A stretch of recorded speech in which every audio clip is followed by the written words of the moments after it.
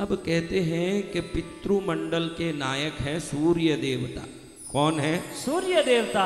हाँ, इसलिए सूर्य को पिता, चंद्र को माता कहा जाता है। पितृ शब्द से ही पिता शब्द आया है। जी भगवान।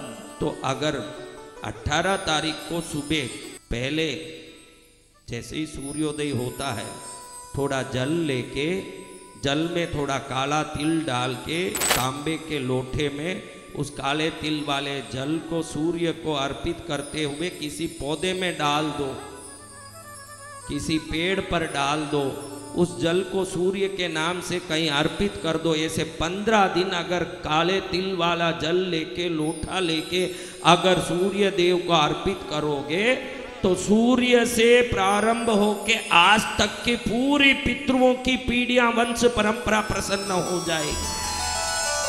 सबसे सरल उपाय है। क्या उपाय है? सरल उपाय सदगुरु भगवान। लेकिन देखो, कई लोग बोलते हैं कि हमारे लिए, यहाँ तो आपके यहाँ देखता हूँ, दक्षिण में तो हमारे क्या है, घर घर में रंगोली रोज डालते हैं। दक्षिण में कभी आए हो आप? घर के बाहर रंगोली देख सकते हो।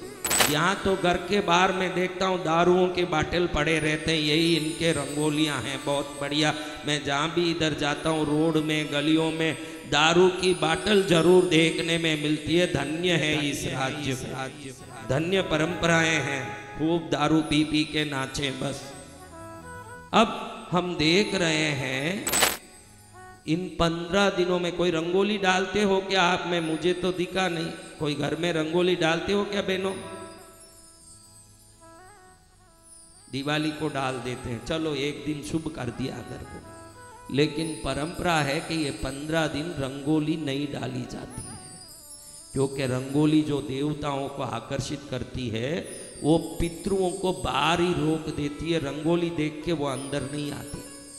और जो तोरण बांधते हैं, आम के पत्तों के तोरण वगैरह, ये 15 दिन तोरण नहीं बंधा जाता। जिस घर में तोरण लगाओ, देव आकर्षण शक्ति होने के कारण पितृ अंदर नहीं घुसते उस जगह। समझ रहे हो ना? पितृ यानी कौन? आपके वो पूर्वज जो आपके प्रति प्रेम रखते हैं। किस लिए? क्या 8 पीढ़ी पहले के कोई पूर्वज मुझे प्रेम रखेंगे? अरे मेरे बेटे का ही ये पोता है, तो बेटे का प्रेम को वो पोते में देखते हैं, इसलिए आप पर उनका प्रेम होता ही है। और हमने भी माँ बाप की कितनी सेवा की, आप ही सोचो। कभी कभी बाप को ही कुछ सुना देते हैं कि नहीं? बोलो भाई, सुना दिया? माँ को कुछ सुनाया? तो उनका जब जब दिल दुखा, हमारा कोई न काम, उनका जब जब दिल दुखा, हमारा कोई न कोई काम रुका।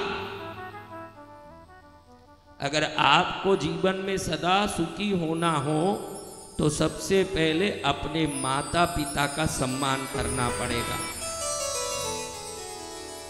माता ने जो कष्ट उठाया और ऋण कभी न जाए चुकाया,